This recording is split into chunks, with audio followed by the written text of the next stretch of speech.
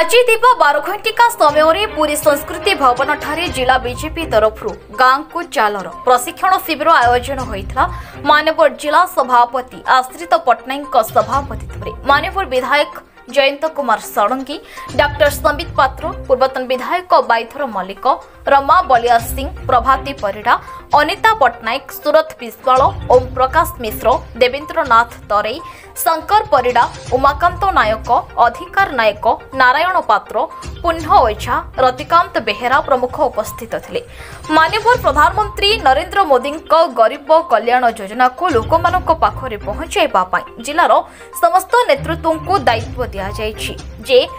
सेमाने प्रभास करी लोकमानक ए विषय रे जागृत करिवे एवं शासक दलर दुर्नीति को उजागर करिवे। तेणु आमर आत्मविश्वास आमे निर्वाचन जदि कोई भी कारण पई हारुचे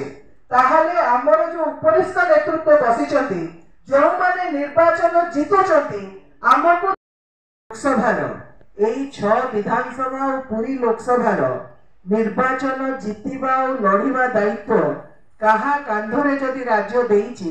ताहले एई आमे एई हॉल रे जेते जण उपस्थित अछे आम समस्तक कांधरे से दायित्व जदि लागू भी थिबो। हां 2 मास हेलानी आ कोन हबो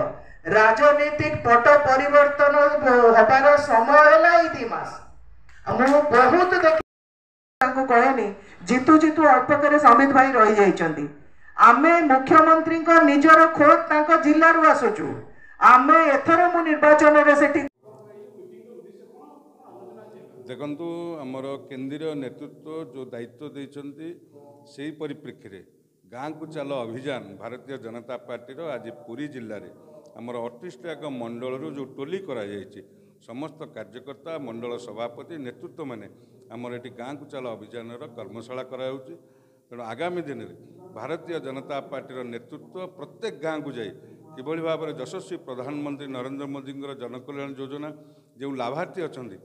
सहित भेटे एवं विजु जनता दल जो भ्रष्ट शासन चली जो अत्याचारित होउछन्ति लोक माने ता विरुद्ध रे जनमत सृष्टि करिवे एवं आगामी दिन में भारतीय जनता पार्टी एवं ओडिशा रे डबल इंजिन सरकार आसिया पे तृणमूल स्तर कार्यक्रम आरंभ करेंगे। आज रोचे ये कर्मशाला निश्चित भाव में भारतीय जनता पार्टी आपन जानिछन्ति गोटे सांगठनिक पार्टी तार आमर जिला ठू मंडल पर्यंत बूथ पर्यंत आमर सांगठनिक स्ट्रक्चर रही। तेणु सांगठनिक नेतृत्व जो मान दायित्व अच्छा ये कार्यक्रम को तलस्तर पर्यंत संगठन नब। निश्चित भाव में यशस्वी प्रधानमंत्री जो जनकल्याण योजना जो मैंने लाभार्थी अच्छा विभिन्न योजन एवं को मैंने आउ लाभार्थी बाकी रही एक कथा को तलस्तर में आमर कार्यकर्ता पहुँचे एवं विजु जनता दल केंद्रीय योजना किभली भाव में हड़प कर हरिलुट कर विभिन्न योजन एवं पंचायत राज व्यवस्था ठू आरंभ कर तल स्तर में थिबा गरीब लोकंकर जो अत्याचारित होउछन्ति निष्पेषित होउछन्ति सेमानंग पई लड़ाई जारी रखिबे तले। देखंतु यशस्वी प्रधानमंत्री नेतृत्व में ओडिशा रे भारतीय जनता पार्टी सरकार हेबो एवं पुरी जिला कथा रहिला पुरी लोकसभा प्रार्थी संबित भाई जनसाधारण के आशीर्वाद प्रतिनिधित्व करेंगे मोदी सरकार रे एवं पुरी जिले में 6 विधानसभा आज जनसाधारण भारतीय जनता पार्टी को विजय करने प्रस्तुत अच्छा कार्यकर्ता आमर तलस्तर पर्यंत कार्यक्रम आरंभ हो। देखु राजनैतिक दल निश्चित भाव में बहुत लोक